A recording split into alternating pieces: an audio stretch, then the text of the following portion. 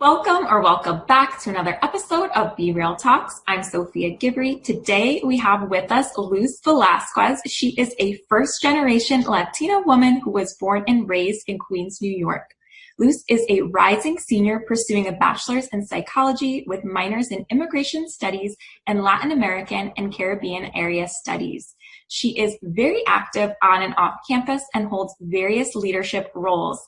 I'm just going to name a few here, but she is a resident assistant in the Dickinson community, a senior peer consultant / student director of programming in the Fleischman Center, a Jewish Foundation of Education Women SUNY Global Affairs scholar, a migration student researcher studying the mental health impacts of family separation and the DACA rescission. Outside of Binghamton University, just this past month, Luz also participated in the American Civil Liberties Union National Advocacy Institute. Today, we're going to be talking about active advocacy as a student leader. Thank you so much for joining us, Luz. Thank you so much for having me. Great. So I'm going to jump right in here. As we heard in the intro, Luz is very active and involved on campus. So can you talk to us about what influences your passion for social justice and equity? Yeah, of course. So I think a big part of it obviously is my family. So I come from a family of immigrants. And so just seeing their struggles and everything they've had to experience within this country has kind of given me that courage and that confidence to really advocate for them throughout my time. I grew up with them not really speaking English, and I always was the one to represent them in any case and any issue that we had. And honestly, we're a low-income family too, so just seeing the things that other kids had and I didn't kind of made me just question who I was, my identities a lot when I was younger, and made me think that's not fair, that's not right. As a child growing up, it was difficult to see that. I lived in a predominantly white area, and just the racism and discrimination I faced also was really challenging. I went to an all-white school and even had my own principal and friends tell me that I would never be good enough, that I would never be as good as my other peers, and they would just say things that were really offensive that I obviously wouldn't want to ever repeat to anyone else. So just all those experiences was really, really hurtful for me and just made me want to fight for equity and just social inclusion and justice, because it's not fair to have those experiences. And again, just like my family is also, a lot of my family members were undocumented for a really long time. And that in itself also brought a lot of struggles to my family. Feeling scared consistently of losing family members. My brother was actually deported. So a lot of these struggles that I felt and have witnessed have just made me want to advocate for Latinx students, for first generation students, for immigrants, just for anyone that's ever felt like they don't belong. So that's really truly inspired me to fight for social justice. Yeah, and I love how you talk about things, those kind of negative instances, those negative emotions. You really channeled it into a positive way, and you've been able to, get active in causes that are important to you based on those experiences. So you did speak a little bit about some of the discrimination you faced being in a predominantly white area. Can you kind of talk to us more about if you've ever experienced similar kinds of challenges or obstacles in student leadership positions due to your ethnicity, first-gen status, or gender, and then how you went about handling that? Yeah, definitely. There's been definitely a lot of obstacles along the way. I think the one that's most evident for a lot of students is just that imposter syndrome that we feel. I think coming into college, I was the first in my family to do so, and I was completely lost. I didn't know what to do. My family obviously couldn't really help me in any way. The language barrier already was super limiting. So it was challenging. I come into these leadership positions and I, first of all, didn't know I needed leadership positions, or I didn't know how to put together a resume or just do anything like that. So that was very challenging. And once I got into those positions, I think a big part of me was just completely lost. I didn't know what to do. And finding that support and guidance in a predominantly white institution was also very challenging. It was hard to find people who looked like me, who understood my background and my story. So that was also very challenging, because I think a big aspect is having that support network in college that really keeps you going. So that was really challenging at first. And even just once I was in those positions as well, I was someone who really wanted to continuously advocate for my community, for people that looked like me, and also for those who didn't look like me, and trying to create space for them and feel comfortable on this campus that, again, I at many times feel like I don't really belong, or sometimes I feel kind of strange being that only Latinx individual in the room. And then being asked to like answer those questions about diversity and inclusion because I'm the only person of color in the room. So those have been very challenging things as well, because I want to continuously advocate for my community. And like as an RA, as someone working in the placement center and being the director of programming, I've made it my priority to really have those programs cater to those students, whether that's having a diversity week in my residential hall that we initiated this year, or having our placement fashion show that was gender inclusive this year as well. Like those are kind of things that I've tried to kind of get people to start thinking about. I think it's difficult and very mentally draining at times, because you feel that you're the one that needs to continuously kind of just say, hey, what about me? Or what about students that are not really considered in the picture? And that's mentally draining, and it takes a lot of just, you know, like internal, just like working through that as well. So just, it's challenging, but I think what's best and something that you can definitely always do is just really remember that you come first and your mental health comes first. So it's not always you have to be the one to do it. You have to find that support network to ensure that, you know, there's other people doing it with you. And that was something that was really important for me, whether that was in my RA role or in placement, you know, banding together and saying, hey, like, I can't take this one this time. Maybe can you do that work for me? And kind of finding that balance was really key. Yeah, and I think just a combination of that experience of feeling that imposter syndrome, not kind of knowing what you have to do to navigate college, and then a combination of that expectation that you're the representation of every Latina woman, right? People constantly asking you about diversity, which is a common stereotype, right? There's this assumption, that just because you're of a certain ethnicity, that doesn't mean necessarily you're passionate about social justice issues or have the entire history and knowledge in your mind, right? So it's nice that you're able to go to that support network and really find that balance and make that space for yourself, and kind of still continue on and really strive for what is your core values. Definitely. And then kind of based on your experience in various student leadership positions, how can you incorporate equity and social justice into any student leadership role? Yeah, so I think that's really key. I think a big part of it also comes with just educating yourself. Even though, yes, I'm a Latinx individual, there's still a lot of things that I don't know, and a lot of things that don't impact me because I have different dimensions of privilege as well. You know, I'm a more white passing Latina, and that in itself is also a privilege. So I think it's really important to really educate yourself on the struggles that people go through. Read those books, go to those webinars, really just try to educate yourself, because it makes you a better ally to students that you may not have ever considered or ever really thought about ever as well. That's a big challenge. So I think a big aspect is educating yourself, so that way you can create space for other people who aren't at the table. So when you find yourself that you've been allowed to sit at that table and recognize that, okay, I'm here now, but who else isn't here? And that's really important to start realizing, okay, who else can we bring to the table whose voices aren't being heard? So that's a big thing. I think in order to really promote that equity, you need to ensure that everyone has access and opportunities, and that everyone's able to advance. So that's really crucial. You can't just say diversity and inclusion and then ensure, like, if there's no equity there, if there's no ability for other people to feel heard and feel safe in those spaces, that's really important. So if you have, like, let's say a student group and you bring in one Black person into the room, that doesn't really make it diverse. Yes, there's one person of color in the room, but it doesn't mean that they feel comfortable or safe there. So really taking those steps to ensure that you are, you know, educating yourself, because it's also not the other person's responsibility to teach you. I think that's something a lot of students fail to recognize. Like, if you're a white student, don't go up to a Black person and say, what is the Black experience like? That's not fair. It's not their job to educate you.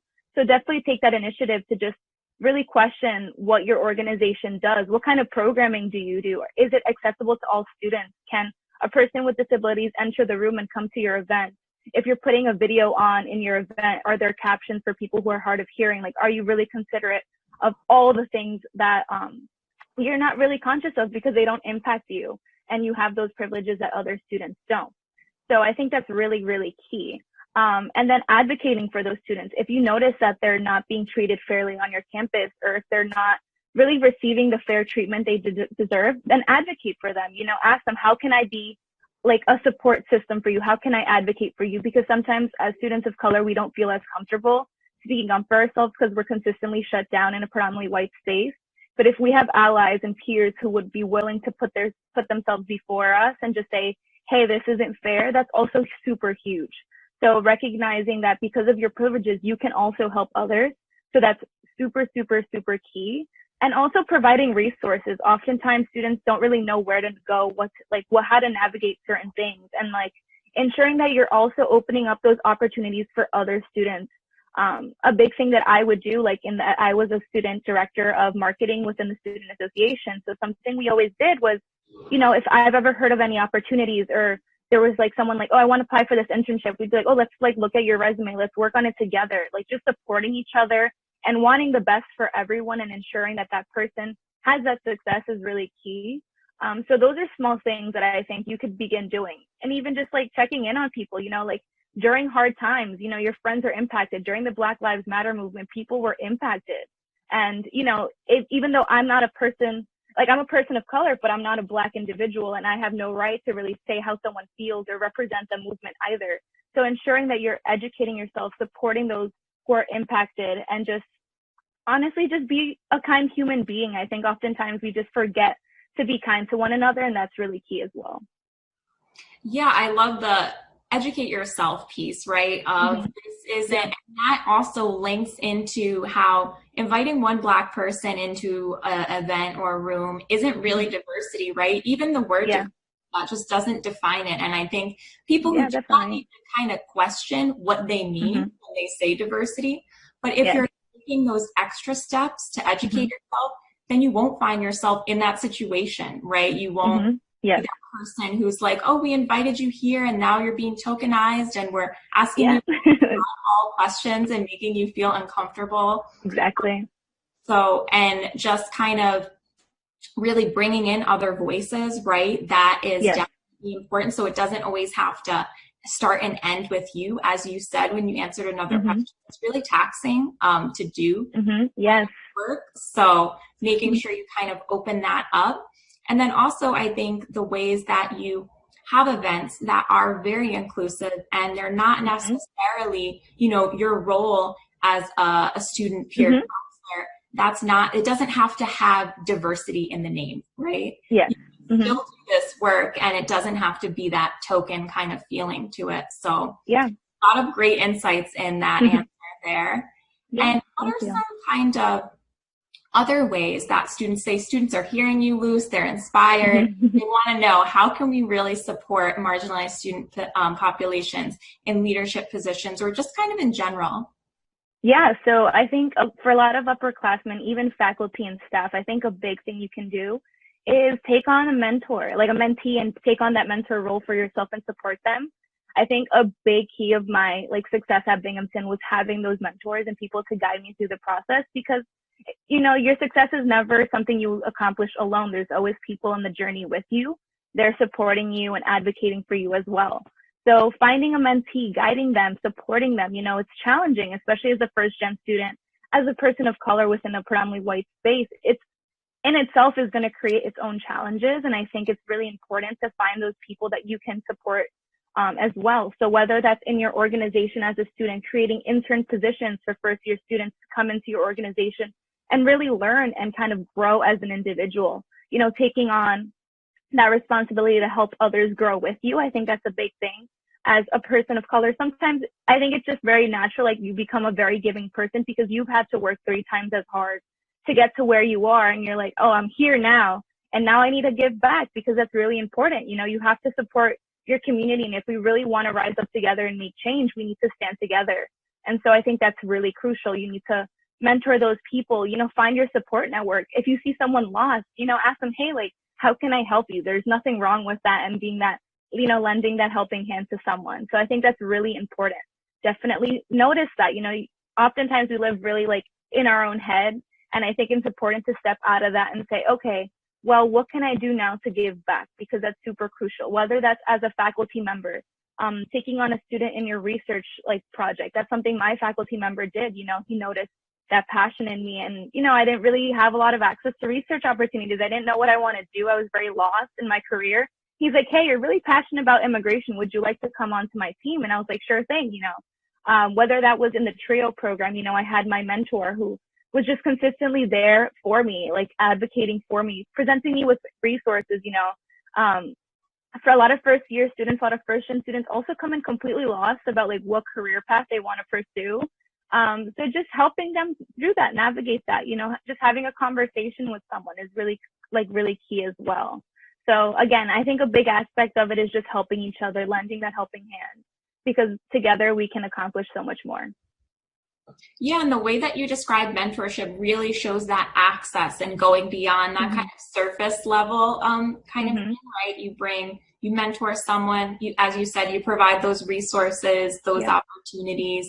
And I think kind of providing resources in a way is so helpful, right? If a student maybe doesn't have that level of comfort with you just yet, you're starting to build that mentor relationship, at least they know where to go now, right? To get resources that are helpful for the college experience. Definitely. And something I've also noticed, just like within my RA role as well, I make it a priority to ensure that everyone feels included in the space, because whether that's putting up like I had a board filled with LGBTQ flags and resources. And then, a lot of students ended up coming up to me and being like, hey, like this was super, super helpful. And like, it's little things like going out of your way to like make people feel included. You don't necessarily have to like directly help that one person, but just making your community feel more safe is also really important, and saying, like this is a safe space for everyone. So that's also something you can do within your role, just like, again, just trying to be inclusive in all aspects, and it doesn't have to be directly with one person.